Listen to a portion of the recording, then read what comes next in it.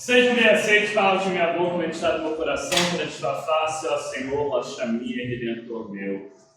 Amém. Hoje, que nós continuamos meditando nesse tempo do Natal, é uma data tão importante que, na verdade, a igreja não se preocupa só com um dia do Natal, né? Eles têm todo um período para meditar sobre o nascimento de Jesus. Até porque, às vezes a gente lendo a história assim, parece que tudo aconteceu muito rápido, mas as coisas foram acontecendo aos pouquinhos. Tanto que, quando a gente vê o texto de hoje, Herodes, ele já está se preocupando com as crianças abaixo de 2 anos. Então, ou seja, já passou um pouquinho ali do período do nascimento de Jesus, né? Pode ter passado até uns 2 anos ali, nesse período. Mas esses 2 textos que nós lemos hoje, a gente consegue ver, além, claro, da história do Natal em si, tem 2 lições que vale a pena a gente explorar um pouquinho desses textos. Uma delas, que é a mais óbvia, ainda mais que, além dessa leitura que nos fala disso, hoje também é o dia que a igreja normalmente comemora os santos inocentes. Foi justamente essas crianças que Herodes matou ali na sua tentativa também de matar o próprio Jesus. Essa lembrança que a igreja faz, ela nos lembra, naturalmente, da maldade humana. Herodes já não é conhecido na história, isso além da Bíblia, como uma pessoa muito bacana, não. Ele era, ao longo da sua trajetória para assumir o poder, ele matava quem estava no caminho, parente, era o que era. E na Bíblia nós temos também esse relato, quando ele sabe que tem uma criança especial para nascer, aí ele já fica preocupado, ele fala: e se for alguém que vai querer tomar o meu lugar? Então também ele não se preocupa, não poupa esforço em tentar matar até crianças nessa sua ganância, nessa sua crueldade.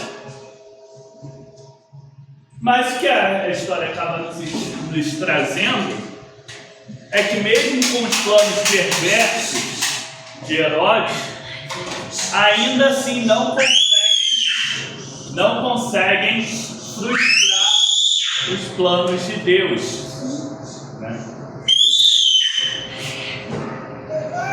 Mesmo quando a gente vê a crueldade se organizando, sendo planejada, sendo colocada em ação, ainda assim ela não consegue frustrar os planos de Deus, mesmo com uma pessoa tão poderosa na época como era o rei Herodes.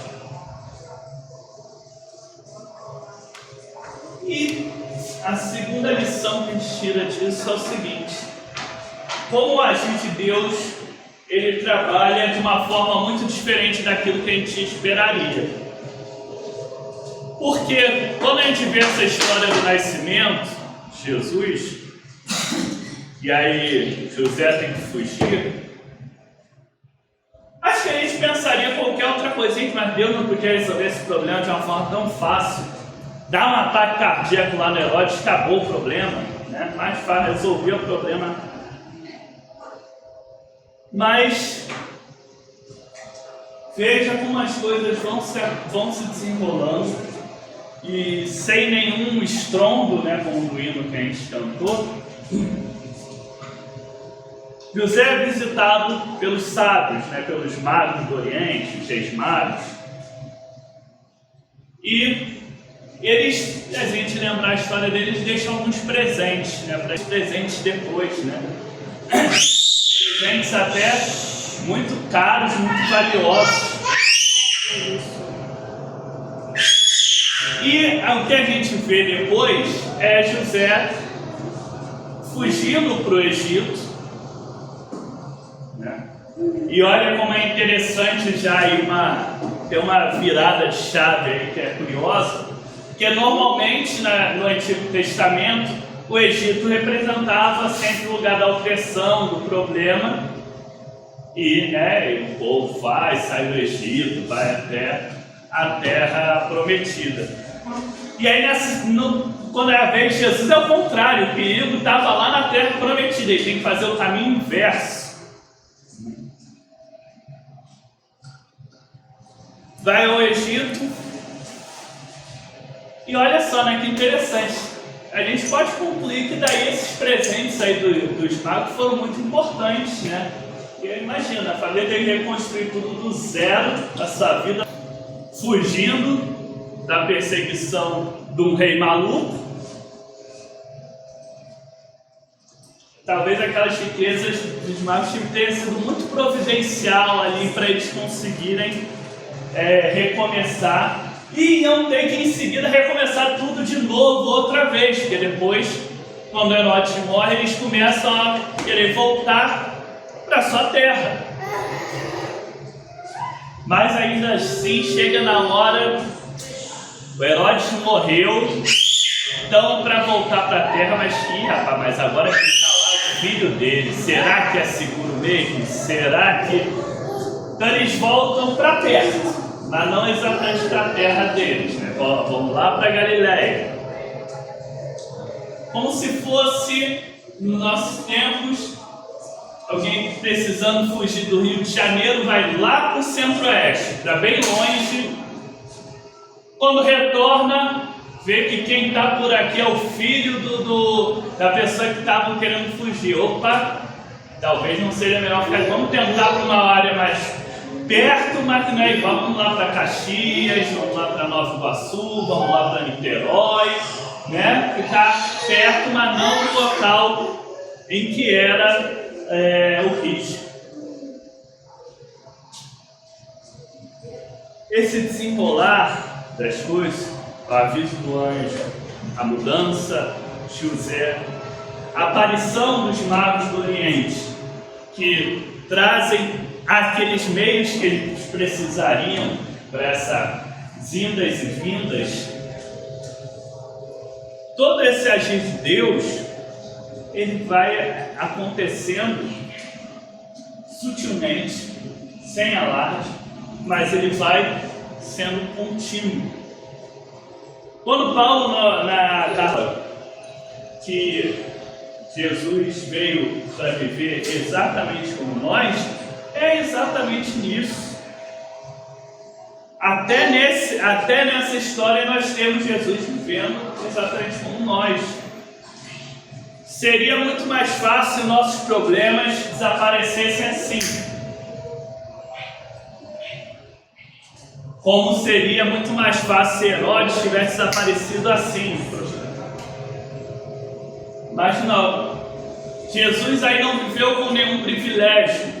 Jesus, nesse momento, assim como todos nós, foi recebendo sim o apoio e o amparo de Deus. Aquelas coisas que acontecem na nossa vida inesperadamente, mas acontecem na hora certa, como foram os magos, aqueles avisos, aquela intuição, aquele sinal que Deus nos dá como anjo, avisando José: opa, não vai por aí não, vai por lá que é melhor, né?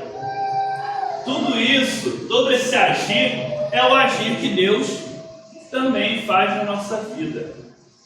E é por isso que é muito importante que a gente busque prestar atenção nesses detalhes. Prestar atenção nos detalhes de como Deus está agindo na nossa vida constantemente. Os acasos favoráveis, as proteções nas horas mais difíceis, aquele sinal divino que, se a gente não prestar atenção, mas a gente consegue captar, consegue prestar atenção e consegue seguir em segurança. Os caminhos inesperados que a vida coloca diante de nós, como era inesperado para aquele povo a ideia de sair da terra prometida, só depois voltar. Estarmos atentos a esse agir de Deus, também com a certeza que nós falamos no início, de que os planos de Deus não são frustrados pela maldade humana. Nós devemos sim estarmos atentos, como José estava, como Maria estava, a mover de Deus no nosso mundo. Precisamos, nesse período do Natal, reforçar o nosso sim para Deus, como Maria deu, a nossa atenção para os sinais de Deus, como os próprios magos tiveram atenção com a estrela, como o próprio José teve atenção nas falas que o anjo vai dando para ele, nas dicas, nas orientações, e acima de tudo, nos mantendo fiéis ao propósito, aquele que Deus nos deu. Que possamos cada vez mais caminhar em fidelidade, em confiança, em discernimento na vontade de Deus e no agir dele nas nossas vidas, no nosso mundo. Assim seja.